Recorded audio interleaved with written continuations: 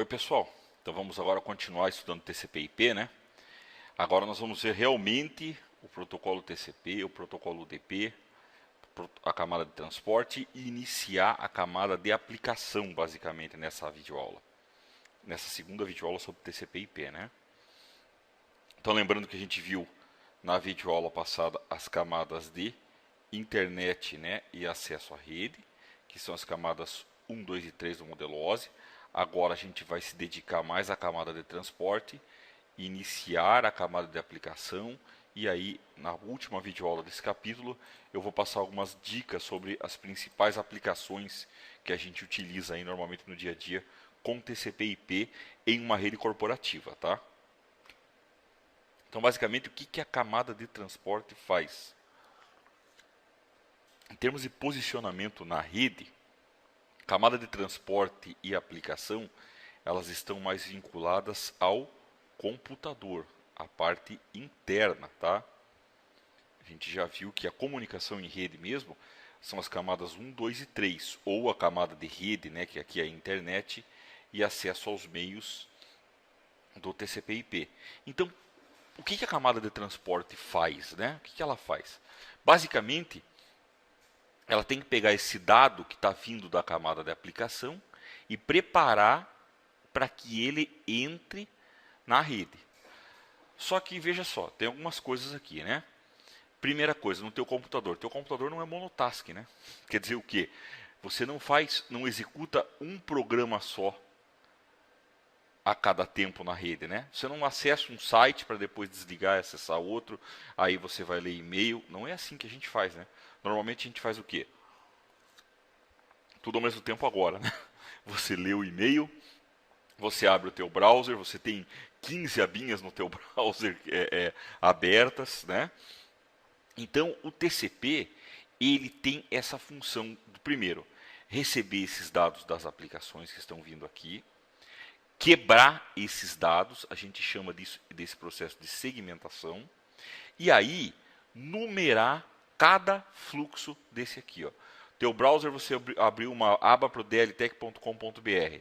O TCP ou o UDP vai criar a camada de transporte, né?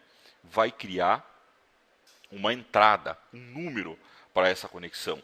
Mesmo aí você abrir uma outra abinha para acessar o site da Cisco, ela vai abrir um outro número para essa segunda conexão. Por quê? Porque senão vai chegar um monte de informação da camada de internet aqui, ó, da parte de rede, e simplesmente o teu computador não sabe para quem vai cada coisa, né? Como é que ele vai saber para quem ele vai enviar cada informação? Então, na realidade, a camada de transporte ela faz essa segmentação dos dados e essa segregação dentro do teu próprio computador, tá?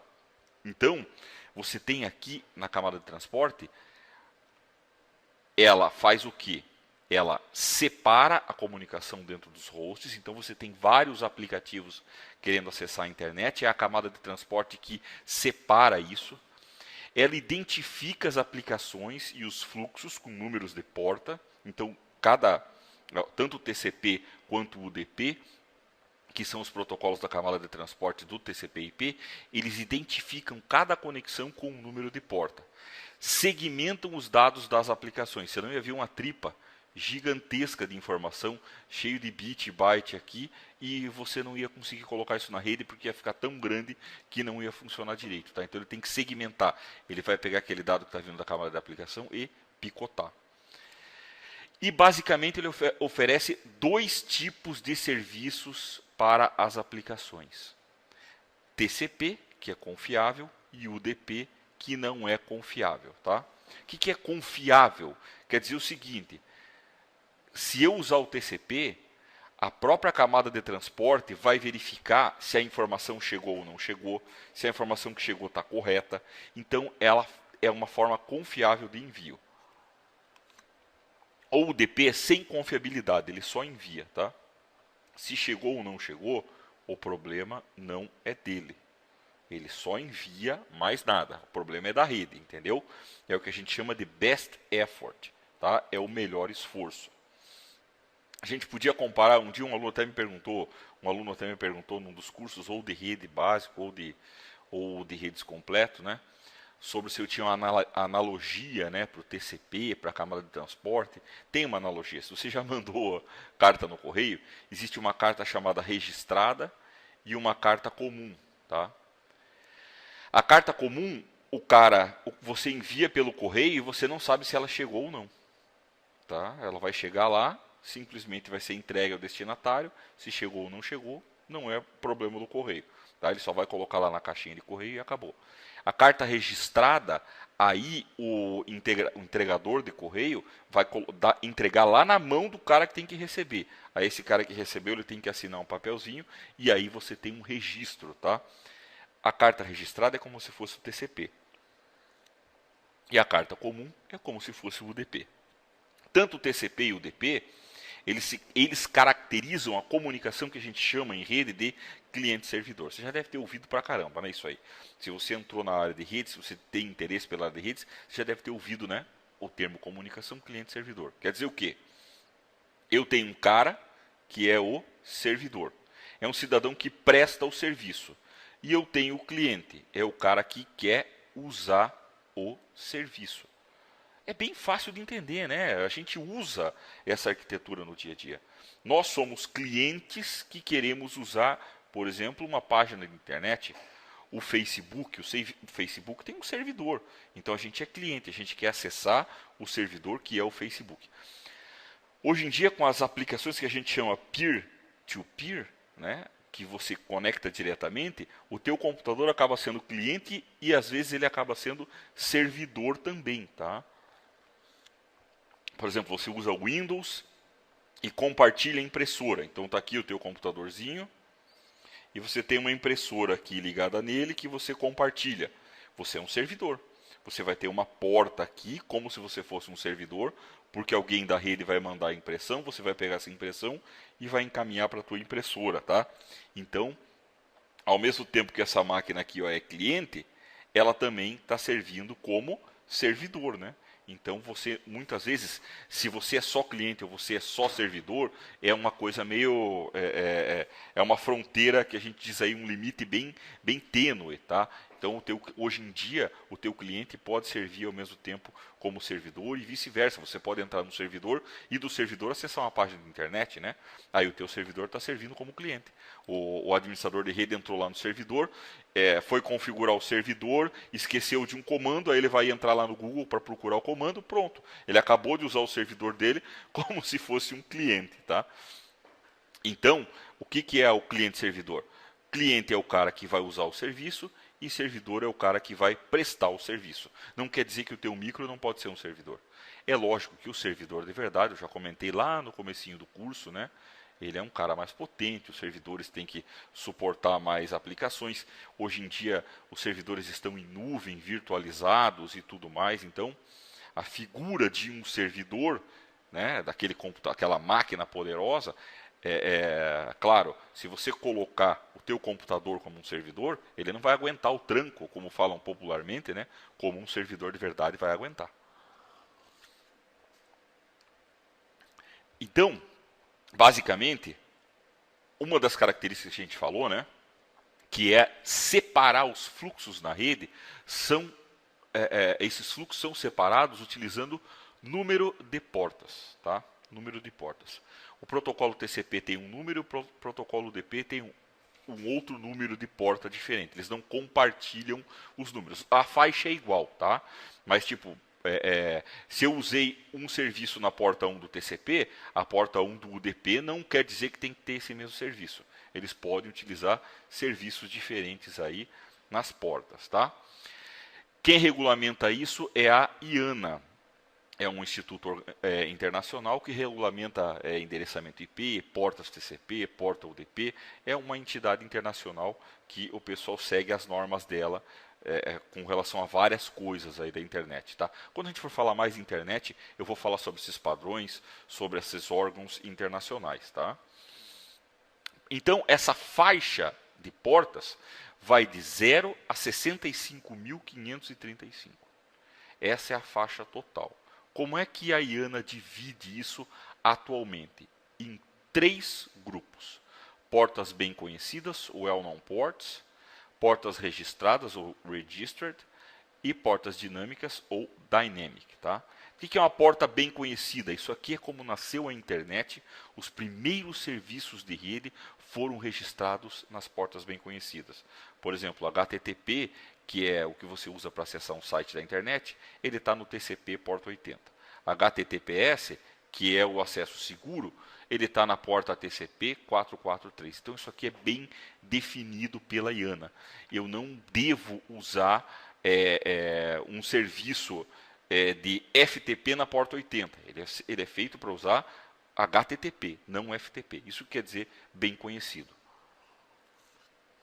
Aí da porta 1024 até 49.151 são as portas registradas. Quer dizer o seguinte: preferencialmente, um serviço pode estar registrado nessa porta, mas ela pode ser usada para outra coisa também, tá? Antigamente, a gente usava da porta 1024 até a 65.535 para clientes ou registradas. Não tinha essa divisão. E agora a novidade é que a IANA criou a porta dinâmica de 49.152 a 65.535. Isso aqui é para o cliente utilizar. Então deixamos essas portas aqui para os servidores e o cliente usa do 49.152 a 65.535. Versões de Windows mais antigas usam de 1025 a 5000, por exemplo, o Windows XP. Várias distribuições de Linux, Linux Mint, Ubuntu, várias distribuições de Linux utilizam da 32.768 a 61.000 para cliente, tá? E versões mais atuais do Windows e do FreeBSD aí usam esse padrão aqui, tá? O Windows 8, por exemplo, pode usar esse padrão aí novo sugerido pela IANA. Novo relativamente, tá? Novo em relação ao que da época que eu estudo TCP/IP. Dependendo da tua idade, para você isso é um padrão que não é tão novo assim. Que é um padrão atual, né? Então quer dizer o que isso? O servidor, você quer acessar uma página de web, você sabe que ele vai estar usando o protocolo TCP porta 80, tá? Você como cliente vai ter que ter uma porta de origem, porque isso aqui é uma porta de destino. Você quer conversar daqui para cá, né? Você tem que ter uma porta de origem aqui. Então quer dizer que a tua porta de origem vai estar aqui, ó, entre 49.152 até 65.535 por padrão, tá? É isso aí que quer dizer. Então o meu computador vai usar essas portas aqui e o servidor vai usar uma porta bem conhecida ou vai usar uma porta registrada, sempre fixa, uma porta só. Pô, mas uma porta só? Então eu só posso conectar uma vez, um cara de cada vez? Não, tá? A porta que fica no servidor, ela roda de uma maneira diferente. Então as portas, a porta 80 de um servidor, ela é aberta várias vezes a mesma porta, tá? É um processo que a gente chama de daemon. Ele é um processo que fica, um cliente conectou aqui, abre outro, conectou aqui, abre outra, conectou aqui, abre outra. Como é que ele diferencia, né, quem é que está se comunicando com ele? Veja que toda conexão tem um IP de origem, IP de destino, porta de origem e porta de destino. Então, não importando que a porta de destino seja a mesma, sempre o IP de destino nunca vai repetir a porta de origem, tá? Então, um mesmo computador que está fazendo uma conexão nunca vai repetir uma porta de origem.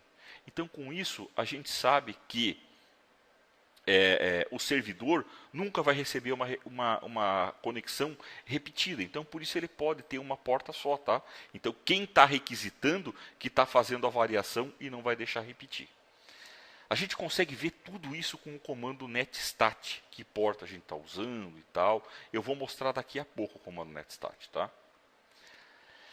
Então, basicamente, normalmente o cliente usa a porta dinâmica e o servidor usa a porta bem conhecida ou registrada. Eu coloquei aqui normalmente porque eu já falei para vocês que dependendo da versão do sistema operacional, a porta dinâmica pode variar.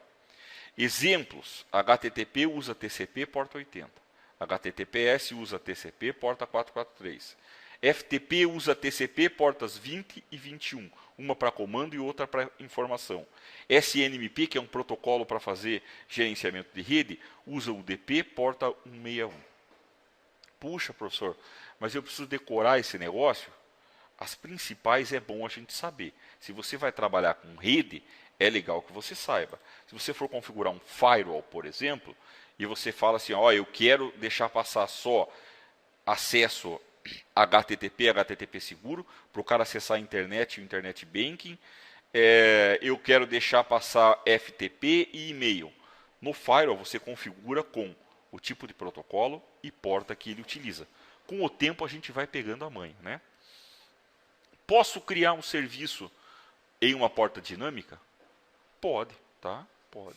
Se você instalar o MiTorrent, casar, alguma coisa assim, você vai ver que você vai instalar serviços em portas bastante altas, que são as portas utilizadas para fazer o peer-to-peer, né? Você tem o teu computador aqui na internet, você tem a nuvem e um outro computador lá. Claro que ninguém está passando arquivo pirata para ninguém, porque isso é proibido, né? Sempre arquivos legalizados, tá bom. Aí, quando você se conecta com outro computador aqui, ó, você é o cliente e ele servidor. E às vezes quando alguém conecta com o teu computador para baixar um arquivo, você é um servidor e ele é um cliente. Com isso, o MiTorrent, o Kazaa, sei lá o que, deixou uma porta aberta para poder fazer essa conexão, tá? Por isso que é perigoso usar isso aí. Todo mundo fala, né, que não é muito seguro. Veja aqui, ó, eu coloquei essa figurinha. Essa figurinha não está no curso, tá? Uma figurinha aí que eu achei na internet enquanto eu estava fazendo algumas pesquisas. E eu achei interessante colocar. Eu já tinha visto ela, eu procurei aqui. Então, veja bem. A aplicação, ela tem basicamente dois caminhos para sair. Ou ela sai para o TCP, ou ela sai pelo UDP, se ela quiser se comunicar com a camada 4.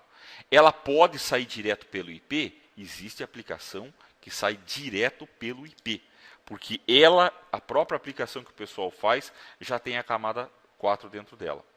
E você também tem, por exemplo, o ICMP, quando você faz algum teste de ping e tal, ele comunica direto via IP. Então, pessoal, veja, eu tenho vários serviços de rede e basicamente esses serviços podem sair aqui, ó, pelo TCP ou pelo UDP. TCP versus UDP, que caminho eu vou escolher? Isso aí já está definido na tua aplicação. Só se você for programador e estiver fazendo uma aplicação de rede, que aí você vai ter que escolher como é que você vai sair. Senão, as aplicações já têm isso aí definido. Posso mudar a porta numa aplicação? Pode. Se você já configurou alguma aplicação, você sabe que você pode mudar as portas, tá? Mas normalmente elas vêm com um padrão.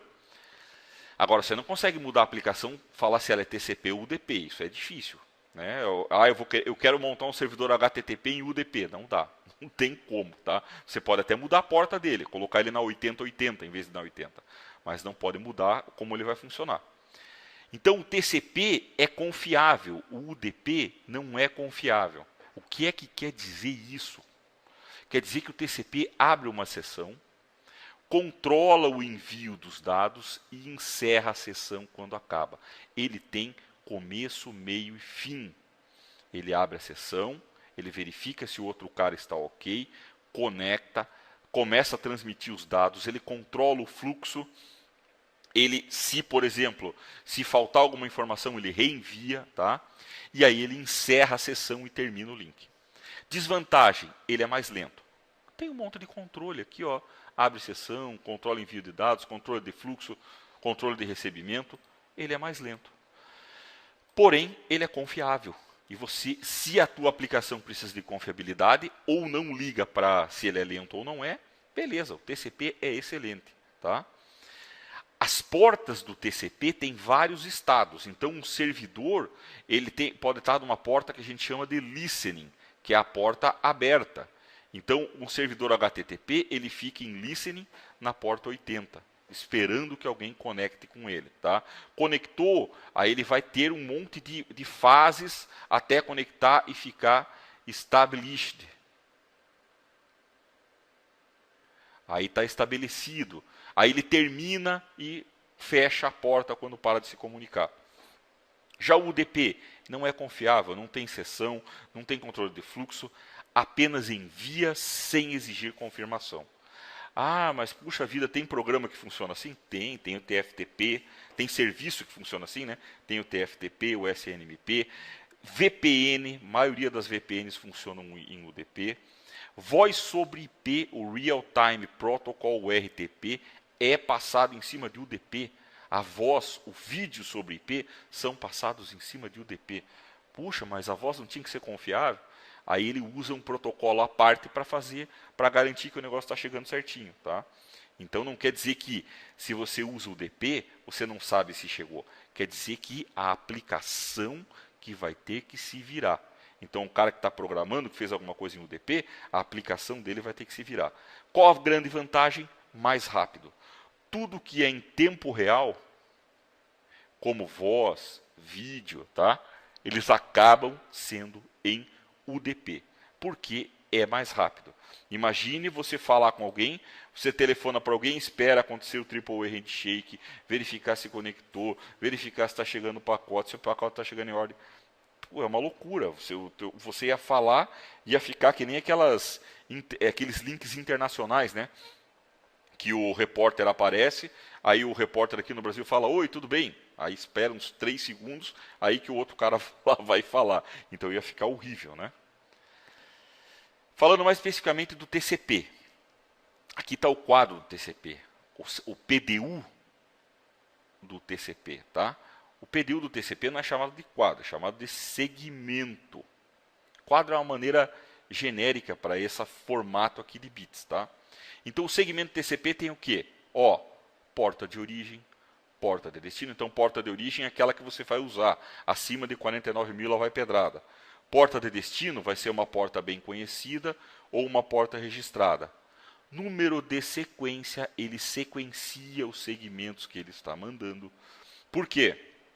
Chegando do outro lado, você pode colocar eles em ordem. Número de confirmação, você verifica se o que você mandou está realmente chegando, tá? Aí tem aqui, ó, os flags de controle, tá? São esses carinhas aqui embaixo, é um bitzinho só para cada um. Tem o urgente, ACK, push, reset, sim e fim. Os mais importantes são o ACK e o sim. A gente vai ver como é que eles funcionam daqui a pouco, tá? São mensagens de controle. Você está falando, olha, estou querendo abrir uma conexão. Você vem aqui e coloca o sim em 1. Aí tem a janela, quantos bytes eu vou mandar nesse meu segmento TCP. Quantos bytes eu vou trocar sem precisar de confirmação. Isso é uma janela, tá? É a janela deslizante que a gente chama aqui. Verificação de erro só do próprio informação aqui do cabeçalho. Ponteiro de urgência, opções, os dados da aplicação. E acabou, tá? Esse aí é o cabeçalho do TCP. Então, quando você abre uma sessão no TCP, aqui dentro do cabeçalho, esse cara aqui, ó, quando você vai abrir uma sessão TCP, é necessário que você abra uma sessão. O que é abrir uma sessão? É fazer um processo inicial do que a gente chama de handshake. Handshake é aperto de mão, né? Você faz um processo inicial para verificar se o cara do outro lado realmente está presente e para combinar um número de sequência que você vai numerar os teus segmentos, tá? Então vamos ver como é que funciona isso. O computador A quer falar com o computador B. Ele vai chegar e vai mandar para o B, aqui dentro, o primeiro segmento que ele vai mandar com esse carinha aqui, ó, em 1 e o ACK em 0. O que é esse sim? Quer dizer sincronize. Eu estou abrindo uma sessão com você. Isso aqui só é setado em 1 no começo, quando você quer abrir uma sessão, quando você quer requisitar um serviço. E aí, no número sequência, aqui, ó, você manda um númerozinho. Tá? Esse número é chamado de ISN, Initial Sequence Number. Aí você vai falar assim, ó, meu amiguinho, eu vou começar a numerar meus segmentos com o número 21, que é nesse exemplo. O ACK aqui está 0, né? Não tem nada no ACK. Porque o ACK é o quê? É o reconhecimento. Aí ele pega e manda. Quando o B receber esse negócio, se ele estiver ligado, né, e aceitar a conexão, ele tem que fazer o quê? Ele tem que reconhecer esse sim, reconhecer a sincronização e mandar o número de sequência dele. Então, como é que ele reconhece o sim? Ele pega esse número de sequência que você mandou e coloca em 22, que é o número de sequência mais 1. Tá? E manda o número de sequência dele, que é 152. Agora, o sim e o ACK devem estar setados em 1. Beleza? Porque esse cara está abrindo uma conexão com você. Ó. Primeiro você colocou o sim em 1, porque você está abrindo uma conexão, e o ACK em 0, porque você não está reconhecendo nada. Agora esse cara está abrindo uma conexão e está reconhecendo o teu primeiro pacote. Você recebeu isso aqui, ó, já está sincronizado. O sim agora fica 0 para o resto da vida. E você tem que mandar o reconhecimento do cara. Então, lá no número de sequência aqui, ó, você manda 153, que é 152 mais 1, e manda o teu ACK igual a 1. Então, quando esse cara aqui ó, recebeu 153 no número de sequência e ACK 1, opa, beleza, fechou. Agora a gente pode começar a enviar os dados normalmente, beleza? Então, isso é o Triple Way Handshake, handshake de mão tripla. Então ele faz a abertura da sessão. Abriu a sessão, começa a transmitir. Terminou de transmitir, fecha a sessão. Aí é comum, fim. Aqui o fim. Aí ele seta o fim para 1, esse cara recebeu o fim, envia um ACK e envia o fim dele, e esse cara envia um ACK e fechou. Matou a conexão. Por que é importante matar a conexão? Porque cada conexão que você faz isso aqui, ó, você fica ocupando bytes lá na memória RAM do computador remoto e no teu também, tá? Então terminou a conexão, libera tudo, né? Você tem que liberar espaço aí no teu computador, espaço de processamento. Então veja, TCP, a abertura de sessão, o nome dela é handshake de 3 vias, triple way handshake. Ele tem finalização da sessão e as portas têm estados. O servidor ele fica escutando. Quando o triple way handshake é finalizado, a sessão fica estabelecida como established. Então, listening quer dizer que é um servidor escutando, esperando que alguém se conecte nele. Established quer dizer que a conexão foi estabelecida. O comando netstat-a, tanto no Windows quanto no Linux, a gente consegue ver essas informações. Tá? Então, eu já entrei aqui ó, com netstat-a. Veja aqui, eu estou com várias portas abertas. Ó, 22, 135, 443, 445, 902, 912, ó, tudo em listening. Pode ver aqui, ó. As portas aqui ó, que estão em listening são portas TCP, aqui ó, proto TCP abertas, tá? Eu tenho várias portas established, quer dizer que são portas que eu estou usando para me conectar, tá? E se você for ver aqui, ó, o UDP, ele não tem estado de porta, ele só abre. O UDP não tem estado de porta, né? A porta está aberta ou está fechada. O UDP para segurança é uma tranqueira, né? Porque ou você deixa passar ou não deixa. O TCP, como ele tem mais estados de porta, é claro, tem suas dificuldades, mas ele tem mais possibilidades de rastreio. Tá? Então, com esse netstat-a, você consegue ver se você tem porta aberta ou não. Se você tem o Windows por si só e o Linux também, eles já abrem várias portas, né, que eles usam aqui internamente muitas vezes. Tá? Por exemplo, essa porta 135, 443 não, mas a 135, por exemplo, é uma porta que é utilizada pelo próprio Windows. O 445 é uma porta utilizada para compartilhamento de impressora. Tá? Você consegue ver tudo isso aqui tranquilamente. Depois eu vou indicar onde é que a gente vê o que cada porta é um serviço. Na área do aluno tem lá um link da IANA, que é o link oficial, que você consegue ver que serviço está relacionado a uma determinada porta. Agora, beleza, a gente viu como é que o cara estabelece a sessão. É com o quê? Manda um sim, aí o cara devolve sim ACK, devolveu para cá um ACK, aí você começa a transmitir as informações. Tá? Aqui ó, eu tenho um tamanho de janela 1, de um segmento só. O que é o tamanho da janela? Quer dizer que eu vou mandar um número em bytes. Tá?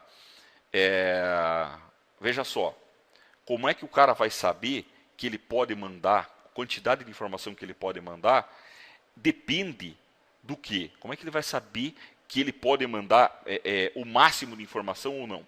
Tudo isso depende da velocidade do link, da qualidade, né? Então ele tem um processo chamado janelamento que ajuda ele a fazer isso. Por que janela? Você tem uma janela, é janela móvel, tá? E a janela tem aqui, vamos supor, 1 metro. E você tem aqui aquela cortininha. Você pode deixar a cortina, não. Imagine que é uma janela deslizante, né? Que tem uma presilha aqui, eu posso deslizar. Se eu deixar a janela aberta até aqui, ó, eu posso deixar passar um tanto. Se eu fechar mais a janela, eu deixo passar menos pela janela. Por isso que o nome é janela deslizante, sliding window, tá? Então, quando começa o processo começa em slow start. Ele começa devagar, vai mandando poucos bytes e crescendo, crescendo, até chegar no ponto que ele vai conseguir mandar em bytes, tá? E ele sabe disso como? Quando esse cara aqui, ó, manda informação, vamos supor que ele mandou 1.500 bytes. Se esse cara aqui, ó, responder 1501, quer dizer que ele recebeu os 1.500, né? Aí você pode mandar, ao invés de 1.500, você pode mandar mais 2.000 de uma vez só, tá? Então eu vou mandar aqui, ó, 4.000 e 500 agora.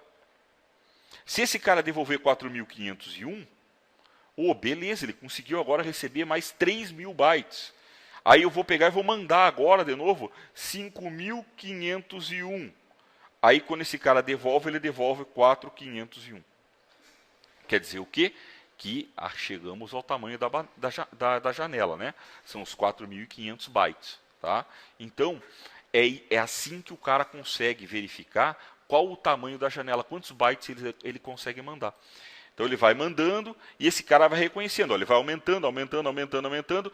Quando esse cara parar de reconhecer o número maior que ele tá, cada vez maior que ele está mandando, eles vão chegar a um limite, né? É que nem eu falo, ó, eu vou te mandar 10, beleza, manda 11.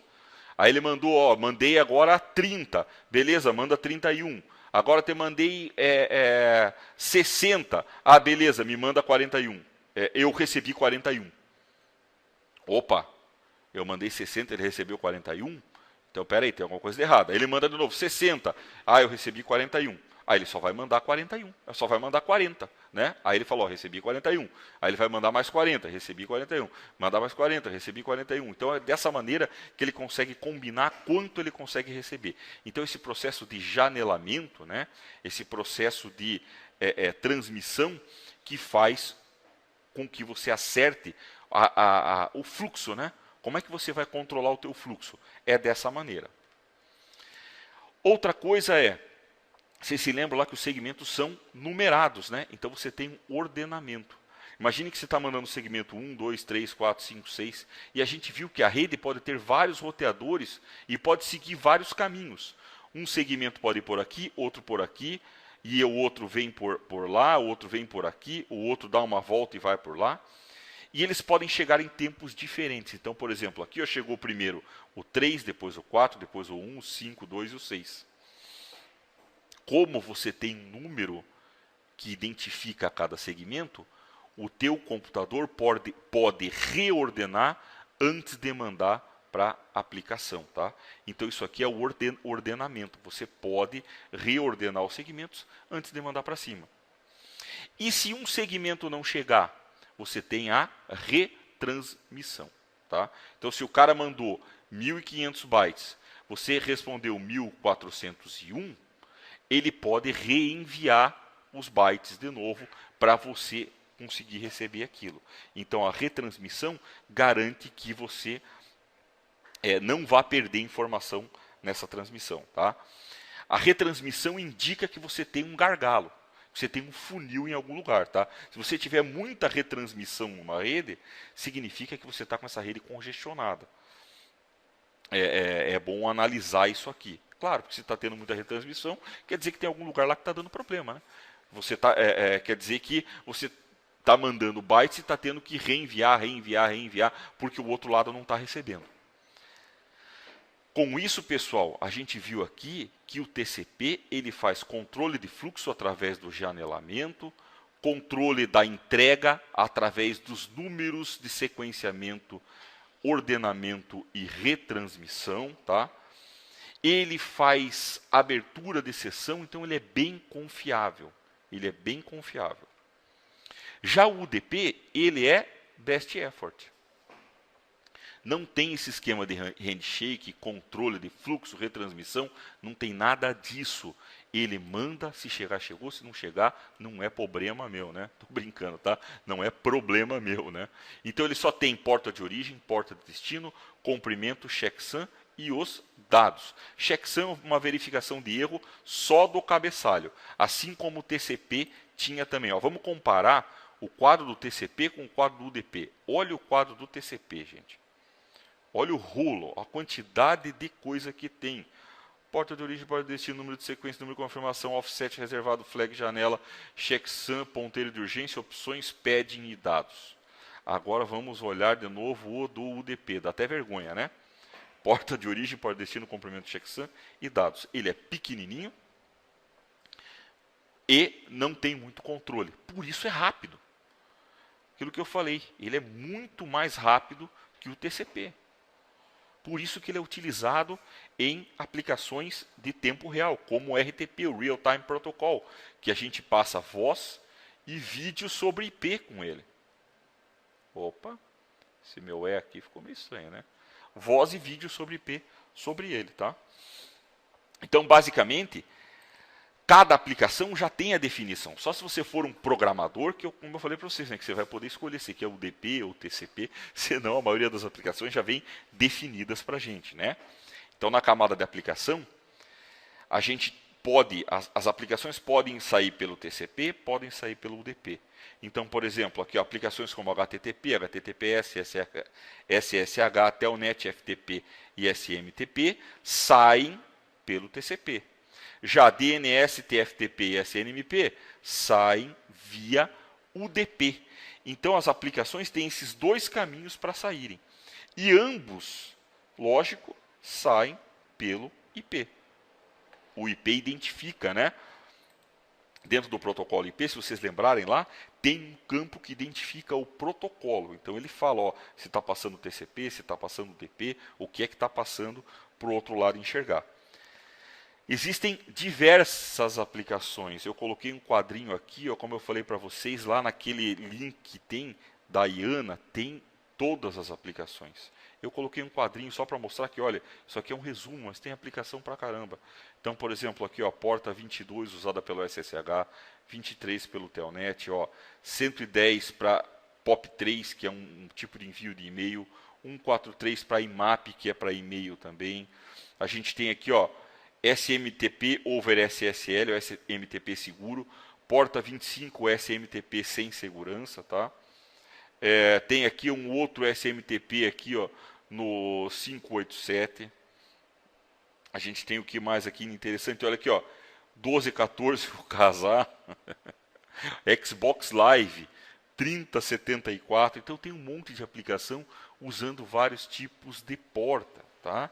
Tem várias aplicações utilizando vários tipos de porta.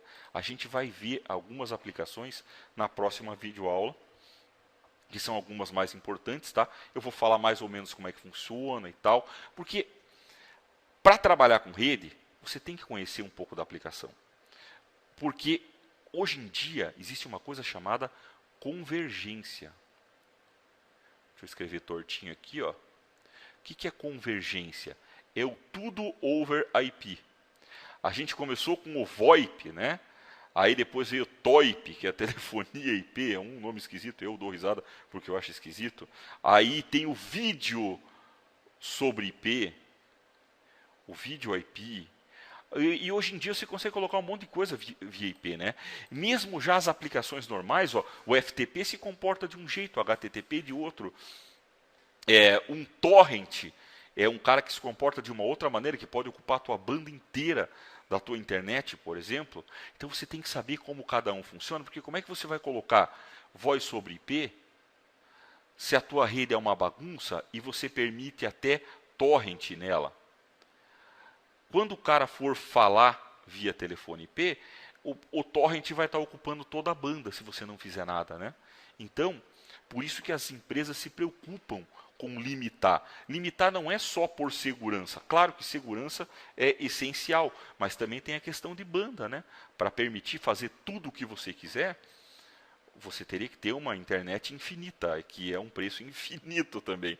Então você tem que saber limitar. Você tem que conhecer as aplicações de rede, pelo menos um pouquinho de cada uma. E saber, né, que quando você tem que limitar, você limita pela porta. Ó, por exemplo, aqui, ó, 4672 eu mato um emule. 4333 eu libero um SQL, um MySQL da vida. Tá? Então eu tenho que saber o que é que a gente está utilizando, que portas eu tenho que utilizar para cada coisa. Ok? Então, pessoal, com isso a gente terminou essa videoaula. Como eu falei, a aplicação não morre aqui. A gente vai ter mais uma aulinha onde eu vou falar um pouco das aplicações que a gente fala aí no curso, né? Vou explicar um pouquinho o que é o DNS, o que é o HTTP, HTTPS. Vou falar um pouquinho sobre TFTP, o FTP. Então a gente vai conversar um pouco sobre as aplicações, não de uma maneira tão formal aqui. Eu vou mostrar mesmo para vocês aí como é que funciona, ok? E também aí no final do curso a gente coloca um sniffer, o Wireshark, e dá uma olhadinha na comunicação. Eu mostro para vocês como é que vocês conseguem analisar a comunicação utilizando o Wireshark. Não vou dar uma aula de Wireshark, tá? Eu vou mostrar só um basiquinho. Pessoal, muito obrigado. Qualquer pergunta, utilizem o fórum e até a próxima videoaula.